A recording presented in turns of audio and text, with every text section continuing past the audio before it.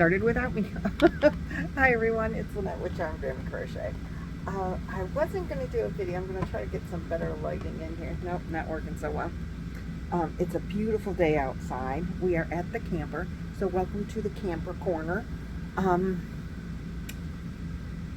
don't want too much sun because it makes it hot. It's about 80 degrees and there's a really nice breeze out there, but I wanted to be, Roy's taking a nap and I didn't want to get stuck outside.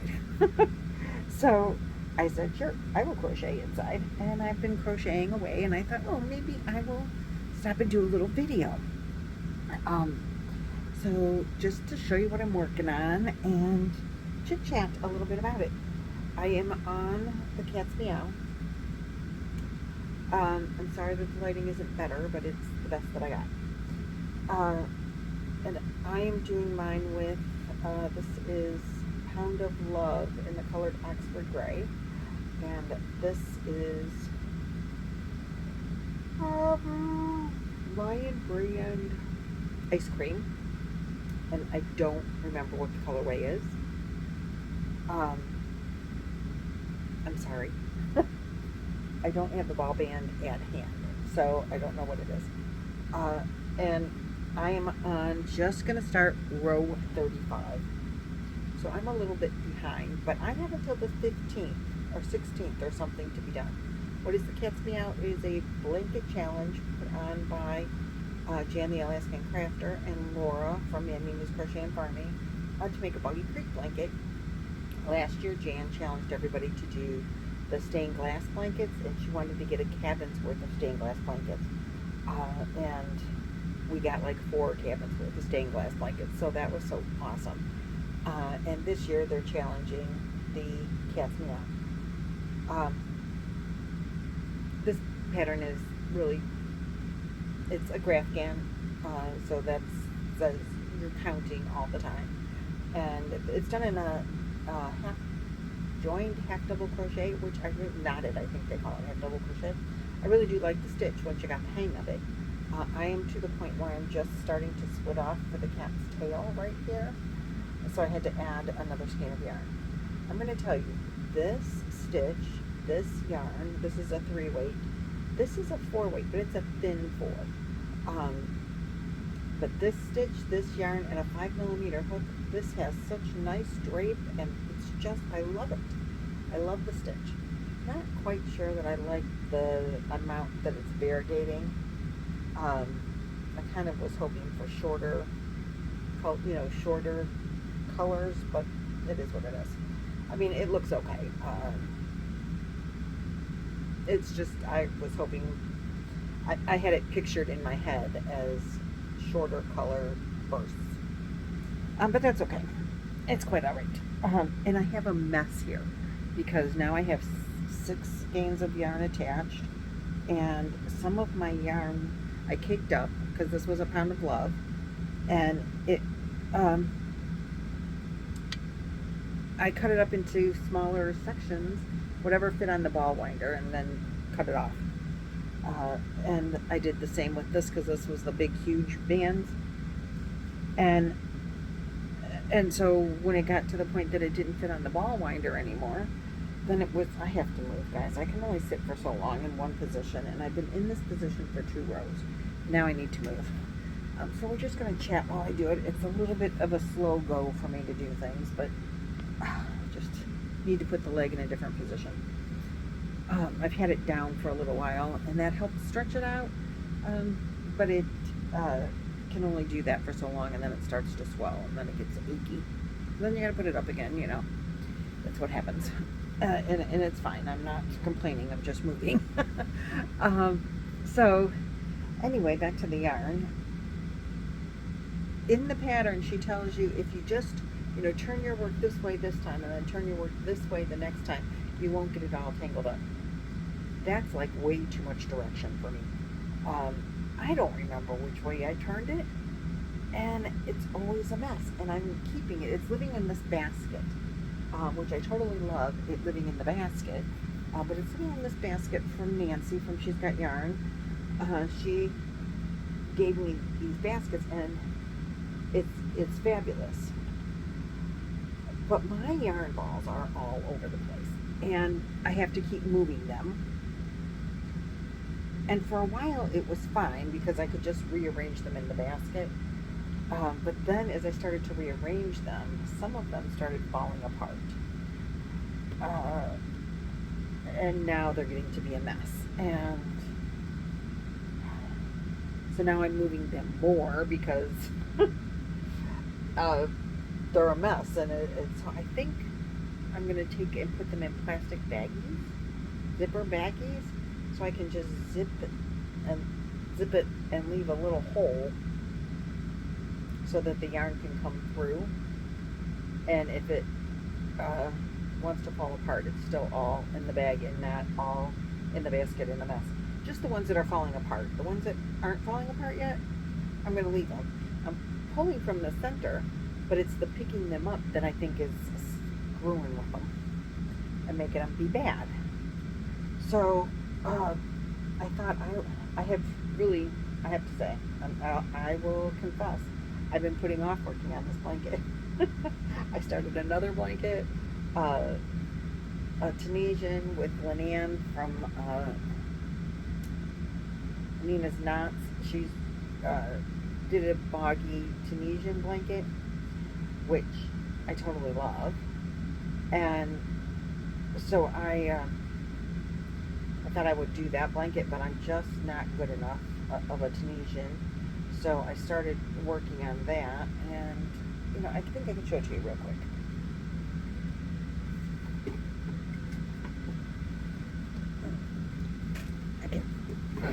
Yes, I can reach it.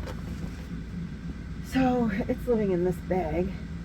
This is what I have left of the first skein, and this is what it's looking like. I was doing the purl stitch at the bottom, so I did a couple rows of the purl stitch, and then she said just do the simple stitch, Lynette. It's easier and it'll be faster for you and less aggravating.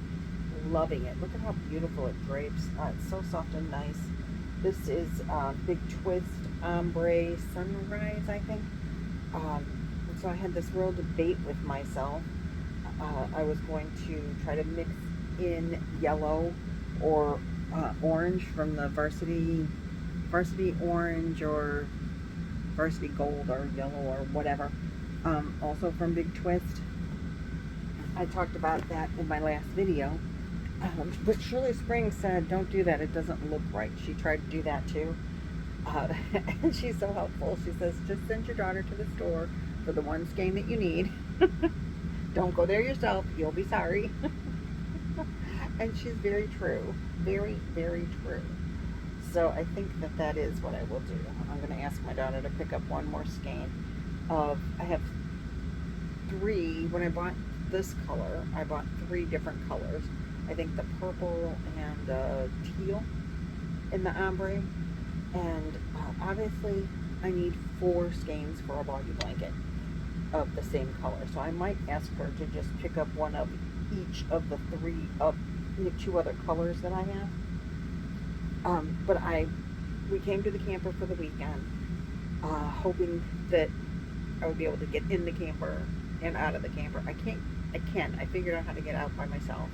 We don't have railings on the camper, even though ours is permanently parked, but we do have a big, because it's 3 steps to get in. Well, 4 if you count the actual walking into the camper. We have stairs and we have a big handle on each door. There's 2 doors to my camper. Each door has a big handle. I can get in, no problem. It's just like using a railing, but on the way out, I walk past the railing before I'm out of steps. On the way in, it's cool because I can just hold on to it, but reach up and hold on the way out, I'm like, uh-oh, I'm stuck.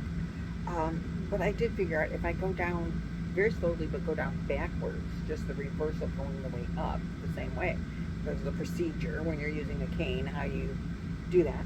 I can get in and out, so that was really awesome. All these little hurdles, you just don't know how well they're going to work. There's no recliner in here, and I've been living in the recliner. Well, I learned I can get the bed in this camper is really tall. Our bed comes like to my waist, and I normally have to use a step stool to get in to the bed. I like crawl into the bed. I stand on the step stool and I put my knees on the bed and I crawl into the bed. And I've been doing that pretty much ever since we bought this camper. Maybe the first couple of years I was tall enough, but then I shrunk, and then we put foam, memory foam on top of the mattress, because I'm going to tell you, the mattress that comes with the camper is not very comfortable, and it sits on a board, so you don't have a box spring or anything, and so we use memory foam. Well, that adds an extra 4 inches, and so my bed is kind of high, and I'm like, Roy, I don't think I can get in the bed. So he made up a bed for me on the couch, but it's like a love seat size couch, and I can't stretch out, and I couldn't get comfortable the first night, and I hardly got any sleep. He says, Lynette, I think you can get in the bed. So anyway, I got in the bed. It was easier than I thought, and I slept so good. The first time I've slept in the bed all night since I had the knee surgery, so I'm like, oh, I can't wait to go home and sleep in my own bed. And I didn't keep him up, and because that was a big concern of mine too, is that I would keep him up all night tossing and turning, but I slept really sound and really good. So that's awesome. And anyway, coming here, I brought with me the Tunisian blanket, and I know that when I packed, I have one skein of yarn, and then I have to get the yellow, which I forgot to put in the bag. So, and I packed the cat's Meow. I thought, okay, I'll get through, and if I finish the Tunisian blanket, I have to work on the cat's Meow because it's the only thing that I have here. And then I realized I didn't pack the yellow, so okay, I got to work on the cat's Meow. There's no other choice, or don't crochet. And then I was reading the comments, and Shirley said, don't try to use the yellow or the orange, the solid spit and big twist. It won't work. So I'm like, okay, that's it. I'll finish that skein. And, well, when I first got here, I thought, oh, I forgot to put the yellow in. I'll finish that skein. Then I have to work on the cat's Meow. And then I read the comments from Shirley and said, oh, I could just work on the Tunisian blanket. No, I said I was going to do it. I really want to do it. I was afraid. I'll tell you, I was afraid. I get too many bobbles, and I'm like, oh, what do I do next? What do I do next? I don't know. And, so it's fear of the unknown, but it hasn't been too bad. I need 33 of these, so let me see. 1, 2, 3, 4, 5, 6, 7, 8, 9, 10, 11, 12, 13, 14, 15, 16, 17, 18, 19, 20, 21, 22. Yeah. 1 more. And then we change colors. 33. So when you're doing the one side where the tail is not, it's really quite simple you have to count, which is the side I'm working on right now. So you just have to count to here because the middle of the cat is always in the same spot. So if you have this stitch count right, this stitch count should be correct. And so we're going to go on that presumption and just continue on. So this is the ball. So I said to myself, you're going to sit down and you're going to crochet until this little ball, which is the middle section of my cat. It was a big skein, like, this size when I started. Oh, I'm dropping things over here. I'll get this out of the way because it's getting tangled. When this ball is done, then you can be done for the day and you can work on the Tunisian blanket again and you don't have to fight with this thing. Well, I've put 2 rows on. I didn't think it would last that long. I think I committed myself to a longer process than what I thought, because I'm only doing like 25 stitches. at a time, or in that amount. Well, that little ball of yarn is going to go pretty far if you're only doing like 25 stitches at a time. But that's okay. Laura finished hers. Jan's is on timeout because she couldn't crochet, and I don't know. She's allowed to crochet for little bits at a time now. So I don't think hers will be done or was done by yesterday, because today is September 1st.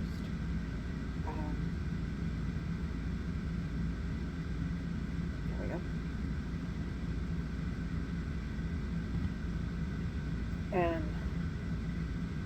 But she hurt herself and she wasn't allowed to crochet for a while.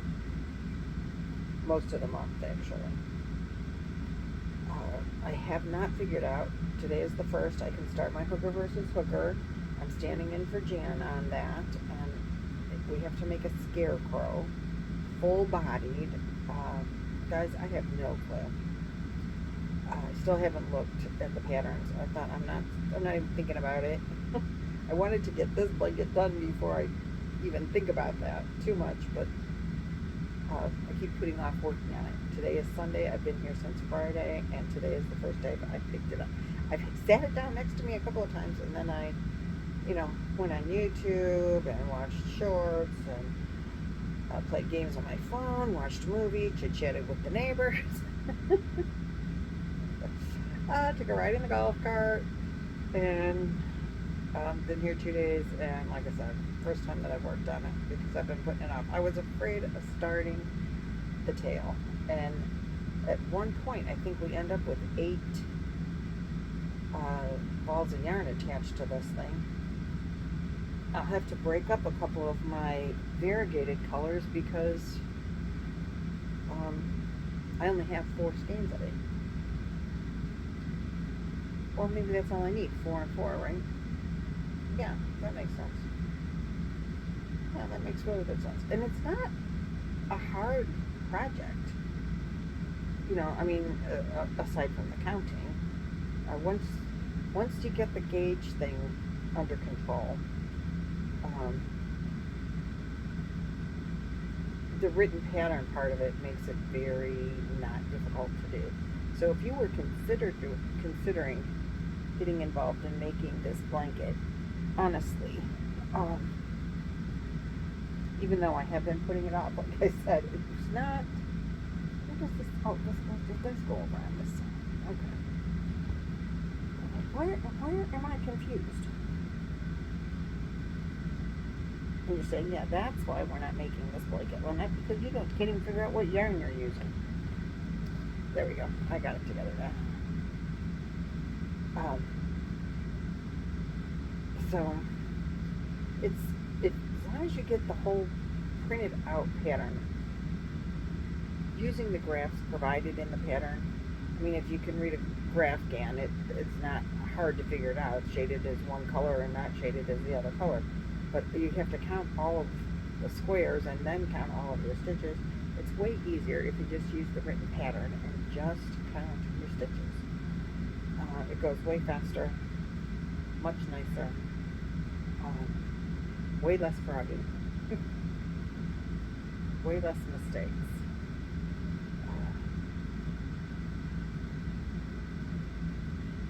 I really am thrilled with this, the feel and the texture of this ice cream. This was a big, huge one. And I think I have 6 in this colorway, including this one. Not that I'm going to make 6 of these blankets, I can tell you that right now. But I think they were talking about doing the dog next year or something, I don't know. But then everybody's like, no! Maybe not as a boggy blanket, but just because they wanted for a wolf or a bear or something. I don't know. That's whenever away. So what are you guys working on? been having a great weekend. It was supposed to rain all day yesterday, and it drizzled a couple of times. Threatened bad, sounded like a bad storm was coming, and it didn't on Friday night. The thunder was shaking the camper a couple of times, but no storm. It didn't even rain. It just thundered really loud. Woke me up. Okay, I gotta count again. Almost done with one row during this little conversation and moving about the yard. But I just wanted to give you a little update. I hope you guys have if you're in the States, have a great Labor Day tomorrow, which is probably when you'll be seeing this. We will be going home early in the morning. It's time to close up the pool, and we actually have one of our sons coming over who can give us a hand to do that. So we're going to buzz home as quick as we can in the morning and get that pool closed up and that monkey off Roy's back. So there won't probably be another Camp Crochet tomorrow. And that's all I got for you today. If you know of any really good, easy, but cool scarecrow patterns, send them my way. Thanks. Okay, I'll talk to you later. Bye-bye.